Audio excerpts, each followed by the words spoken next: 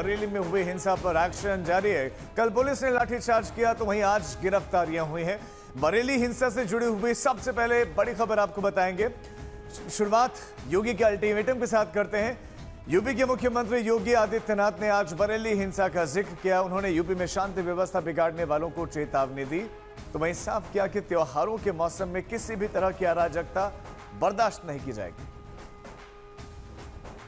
आपने देखा होगा कल बरेली के अंदर हो मौलाना भूल गया कि शासन किसका है। वो ये मानता था धमकी देंगे और हम जबरदस्ती जाम कर देंगे। हमने कहा जाम नहीं होगा, कर्फ्यू भी नहीं लगेगा, लेकिन कर्फ्यू का सबक तुम्हें ऐसा सिखा देंगे कि तुम्हारी आने वाली पीढ़ी दंगा करना भूल जाएगी। क्या तरीका है जी? आप सिस्टम को ब्लॉक करना चाहते हैं। और यह प्रवृत्ति थी यूपी के अंदर, 17 के पहले यही होता था।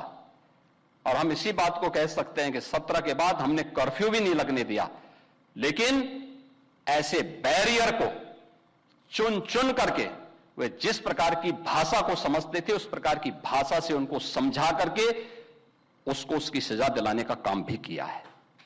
उत्पातियों और उपद्रवियों को पता लगेगा कि 7 पीढ़ियां याद आएंगी उनको,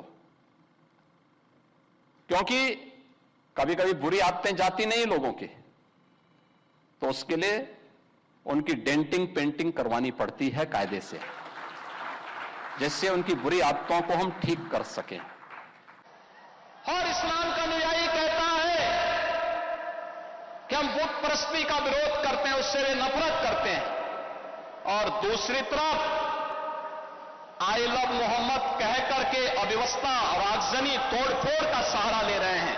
उन्हें मालूम है ये शारदीय नवरात्रि है, विजयादशमी का पर्व है, और शारदीय नवरात्रि को अगर अव्यवस्था पैदा करोगे, चंड मुंड बनकर के कार्य करोगे, तो मां भगवती कभी बर्दाश्त नहीं करने वाली है। हम सम्मान सबको देंगे, सुरक्षा सबको देंगे, लेकिन अगर किसी ने सुरक्षा के साथ खिलवाड़ करने का दुस्साहस किया, निर्दोष नागरिकों पर हमला किया, बेटी की सुरक्षा और व्यापारी के प्रतिष्ठानों में आगजनी करने का दुस्साहस किया, तो उसको ही नहीं, उसकी कई पीढ़ियों के सामने ऐसी कार्रवाई करेंगे कि उनके लिए एक नजीर बन जाएगा।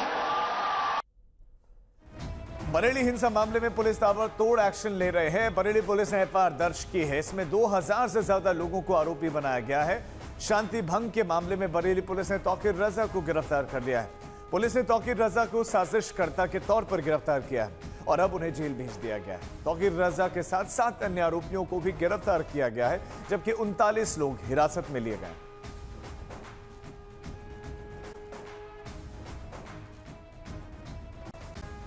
और बड़ी खबर हम आपको देते हैं। बरेली हिंसा मामले में एसआईटी का गठन कर दिया गया है। मौलाना तौकीर रजा की गिरफ्तारी के बाद यह ऐलान हुआ है। और मौलाना तौकीर रजा की गिरफ्तारी की घोषणा के बाद बरेली में 48 घंटों के लिए इंटरनेट भी बंद कर दिया गया है। बरेली हिंसा की अब एसआईटी जांच करेगी। एसआईटी का गठन किया गया है। फ्लैग मार्च भी चल रहा है। बरेली में 48 घंटों के लिए इंटरनेट सेवाएं बंद की गई हैं। जिला प्रशासन ने यह फैसला लिया है। शहर में भारी पुलिस बल की तैनाती है। पुलिस ने फ्लैग मार्च किया है और 48 घंटों तक इंटरनेट बंद, यानी कि जो आशंकाएं हैं सोशल मीडिया पर अफवाह फैलने की, उस पर लगाम लगाना भी मकसद है।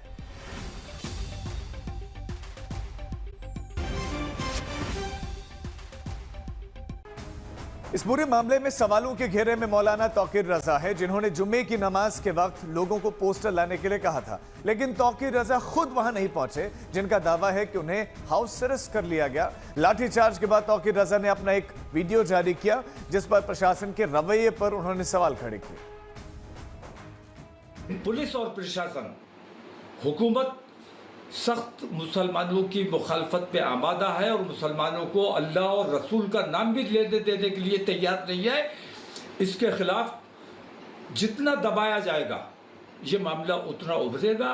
अगर हमें हमारे मजहबी उमूर से रोकने की कोशिश की जाएगी, हमारे अंदर भी कुछ ऐसे नाअक़िबत अंदेश लोग हैं जो मुखबरी करते हैं, मुनाफिकत करते हैं, इन लोगों ने माहौल को ख़राब करने की कोशिश की है।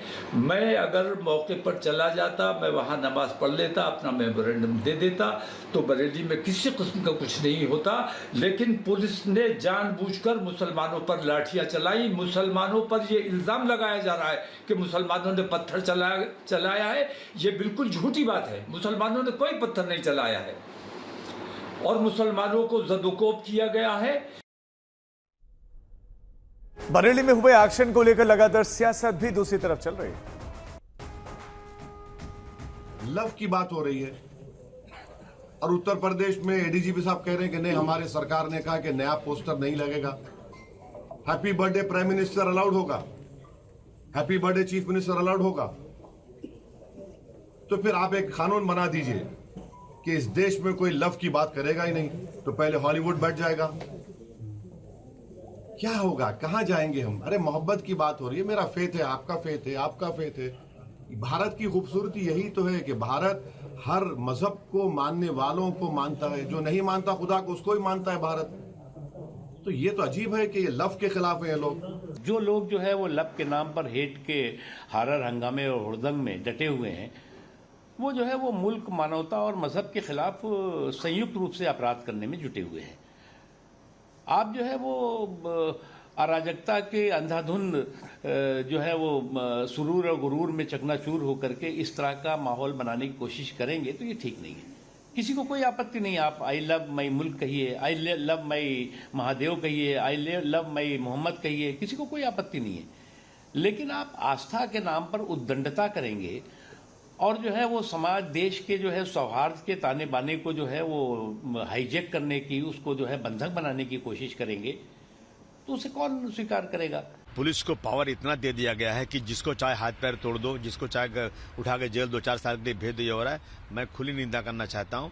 और ये मामला यूपी से ही शुरू हुआ, जब लोगों ने ईद मिलादुन नबी के ऊपर आई लव मोहम्मद लिखा। जो हर धर्म के लोग अपने अपने त्योहारों पर अपने अपने ईश्वर, अपने अपने भगवान, अपने देवी देवता, अपने पैगंबर इस्लाम सबके बारे में अच्छी बातें करते हैं कि हम इनके आई लव हिम, मैं इनके लिए इनकी पूजा करता हूं, इनका बहुत सम्मान हो, क्या क्या चीजें लिखते हैं लोग। इसी तरह मुसलमानों ने लिख दिया, लेकिन वहां उन पे 25 लोगों पे एफआईआर हो गया। तो ये पूरे देश में या पूरी दुनिया में बात फैल गई। इसकी वजह शुरू हुआ। मैं समझता हूं कि पुलिस को अगर कोई चीज गैर कानूनी हो रही है तो पुलिस को उस पर नोटिस देना चाहिए, उस पर बुलाना चाहिए, बात करना चाहिए, केस करना चाहिए। लेकिन इस तरह से लाठीचार्ज करना, मैं समझता हूँ ये बर्बरता है, बहुत बड़ा नाइंसाफी है। इसके ऊपर पुलिस के ऊपर जो है ना सख्त कार्रवाई होना चाहिए। उत्तर प्रदेश में लोग बीच बीच में भूलने लगते हैं कि हाँ बुलडोजर बाबा है, और बुलडोजर बाबा का जब बुलडोजर चलता है तो पूरा देश में हड़कंप होता है। जो लोग इस घटना को हवा देने में लगे रहते हैं, जो लोग नेतृत्व करते हैं इस तरह की घटना को, कहीं न कहीं इसमें जो है कांग्रेस के लोग, इन लोगों का हवा चलते रहता है कि भाई इसे ऐसे घटनाओं को बढ़ावा दो ताकि देश में उपद्रव हो, देश में बवाल हो, देश की स्थिति को ये लोग बिगाड़ना चाहते हैं, कानून व्यवस्था बिगाड़ना चाहते हैं। तो उत्तर प्रदेश में बुलडोजर बाबा हैं और हम समझते हैं कि जो भी ऐसा करेगा, बुलडोजर चलेगा, इनकाउंटर होगा। तो देख रहे हैं कि उत्तर प्रदेश का नकल पूरे देश में हो रहा है। तो इस तरह का गड़बड़ी करेगा तो वहाँ बचने वाला कोई बात नहीं है। और इस पूरे मामले पर बरेली डीआईजी अजय साहनी का भी रिएक्शन है, आपको सुनाते हैं उन्होंने क्या कुछ कहा है।